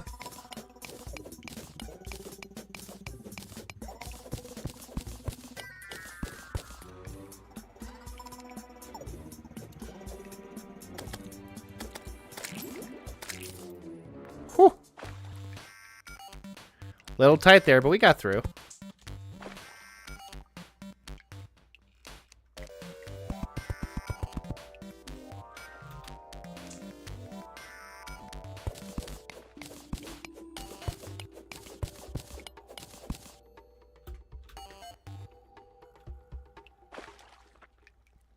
I was thoroughly bemused when I learned what Chuck E. Cheese's full government name was. Thank you, defunct land. Being such a fabulous YouTube channel.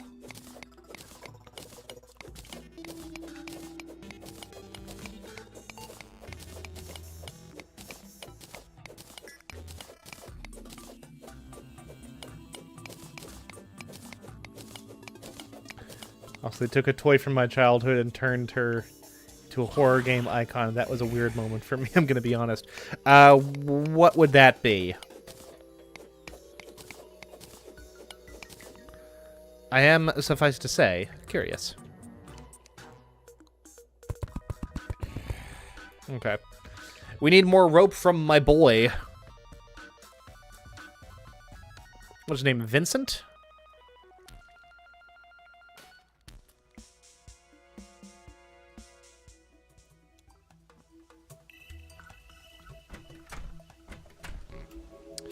Betty Spaghetti.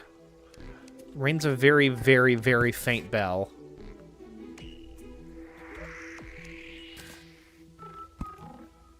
So I had rains, I definitely meant rings, but apparently I just can't frickin' talk today, so, you know, unfortunate.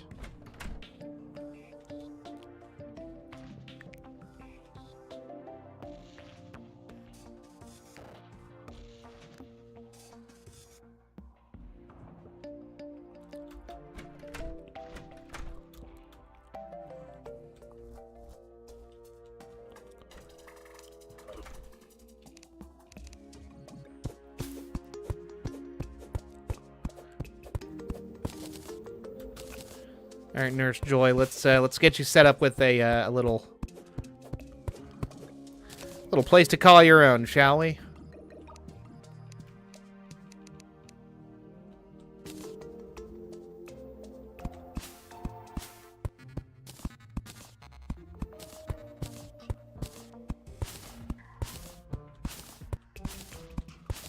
For while I am mortal, my NPCs shall live on forever.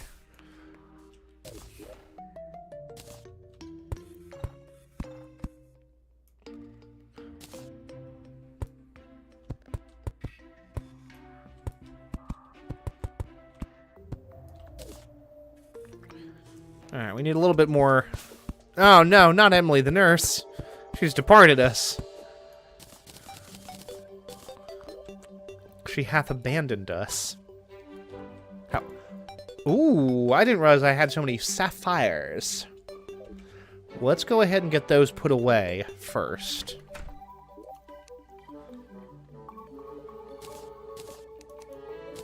I'll grab 2 of them and I will turn them into gemcorns. Don't get me wrong. It's a fun little Google. Alright, let's take a look at Bethany Spaghetti.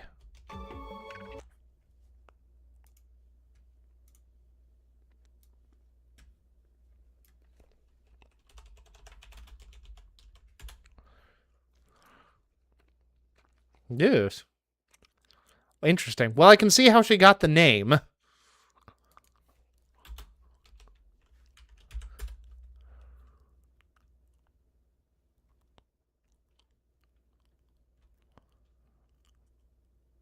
Mommy Longlegs.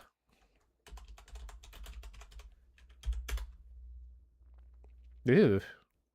Interesting.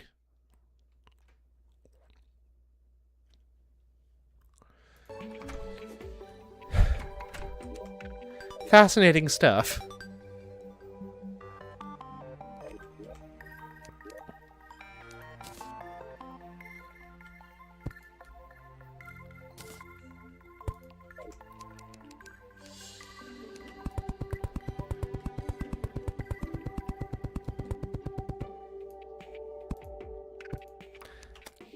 I'll tell you what, that, like, auto-aim, auto-placement thing is hella useful. If I ever bothered to bust this out on my Steam Deck, or using my Steam controller, I am sure that that would help make the whole process a lot more intuitive. Office block. Peculiar. Alright. Well, there's your house.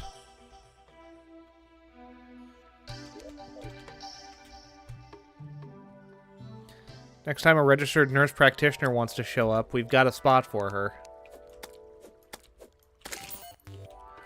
Alrighty then. Let's take a pull on this particular... Oh, the Steam controller is awesome.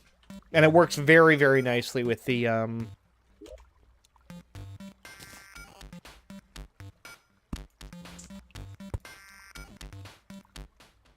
Works very nicely with the Steam Deck, by the way. Which is not terribly surprising.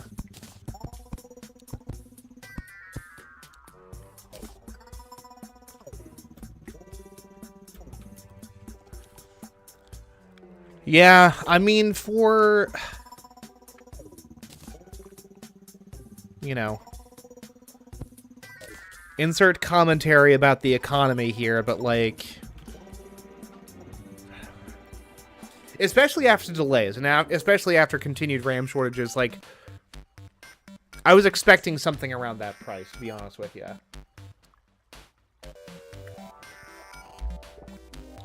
Not ideal, but I also don't really need one.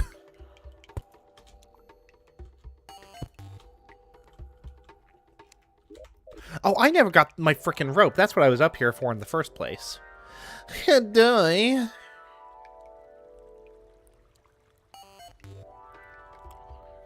I went topside for some reason. I didn't know what it was.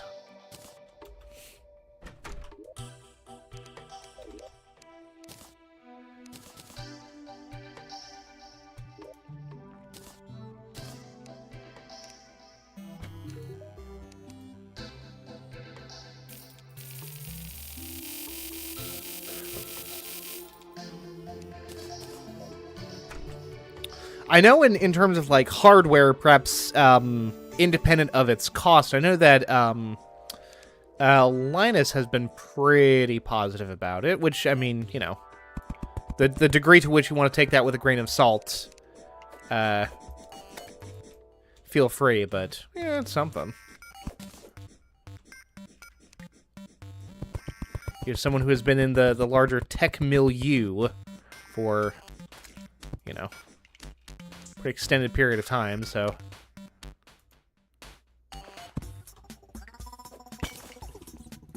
he is as entitled to an opinion as the rest of us, and perhaps more entitled to give a well-qualified opinion than a lot as well. That's a trap. That's very unfortunate. We're gonna crunch a munch on a tasty mushroom.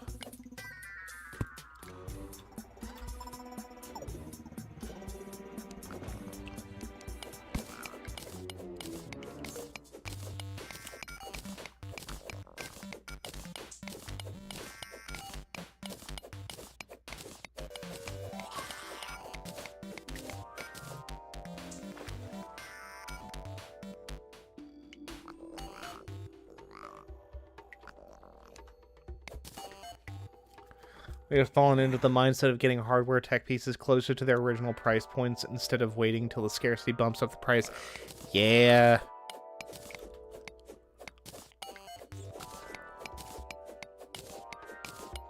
And the sad thing is that all of this tech scarcity is in service of pretty unproven technology.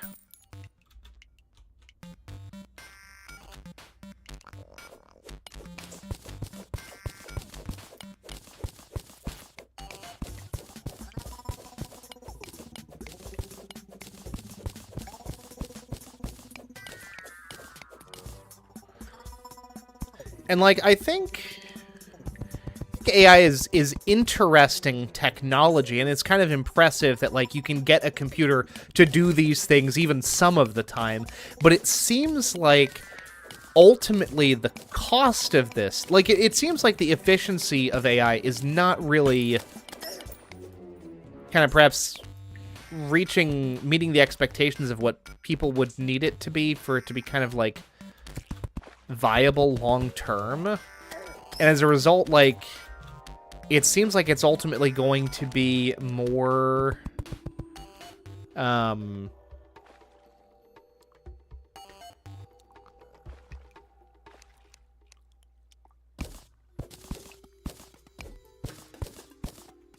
think it's going to be more expensive than it's worth to use versus just, like, hiring someone.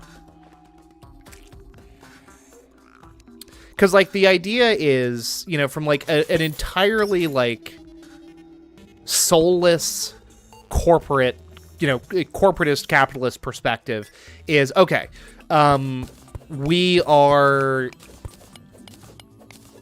going to replace, you know, Tim, Bob, and Jerry from accounting with, you know, with AI. But it seems like, as of right now, the more cost-effective thing is just going to be to still hire people, because they're going to do it.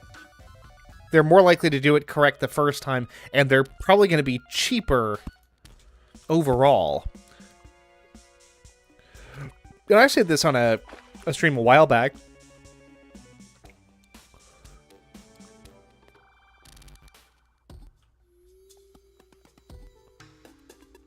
PlayStation is being just as stupid and going digital. One's account gets hacked and they lose it, and getting them games back. No.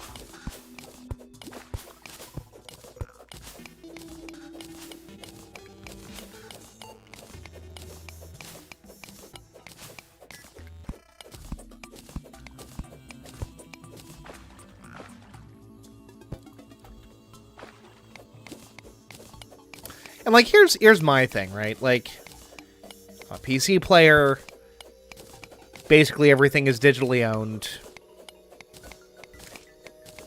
It is what it is. The exchange for that is the massive amount of additional convenience that one gets on PC, right?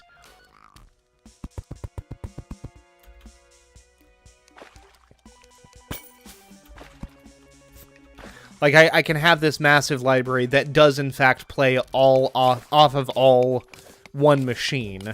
You know, Valve seems largely content in making money by being, like, the #1 digital storefront for PC games rather than, like, corporate dickery.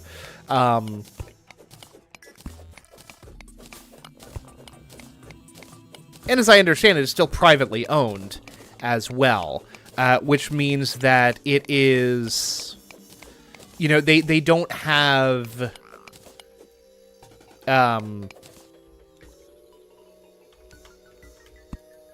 shareholders breathing down their necks to do constant growth, not only to make more money every year, but to, you know, or every quarter, or like to continue making money every quarter, but to make, you know, better, to make more money, to make a greater percentage of money, to not only to grow, but to grow, you know, to increase the rate of growth every, you know, every whatever time period. And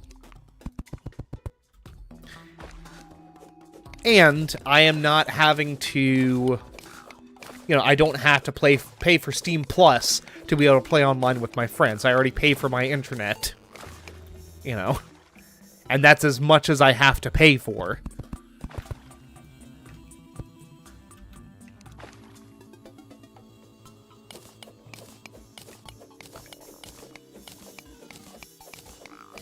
GTA just overhyped.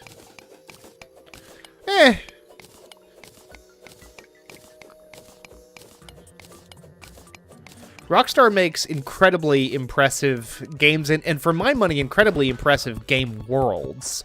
I still think that GTA 5's Los Santos is something really quite special in terms of game worlds. I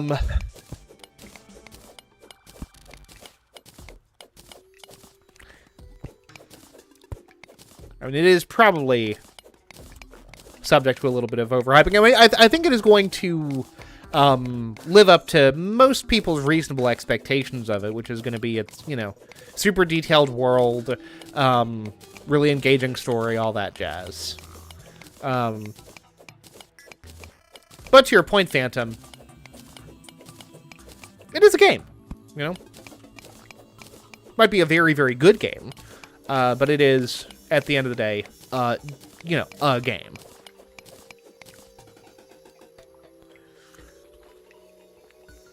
Any hoodly-doo, folks. I played 2 full frickin' hours of Terraria on hardcore mode without dying not even once, which is remarkable compared to my previous my previous attempt at this. Hey, we got a nurse now. Cool beans. But I think that is going to have to do it for me. I may even be back tomorrow. If I stream tomorrow, it'll probably be a draft because I need to restore my dignity from the previous experience with that. But that is going to do it for me as of right now. Born Loser, Anonymous, Phantom, and everyone else who showed up. I know that we had Michael in here, we had Bacon, we had Benny, we had Chonky Kitty in here. I appreciate all of y'all showing up, tuning in for the stream. Good time to be had by all folks. Thank you all very much for watching. I am Ned Finn, and until next time, goodbye forever.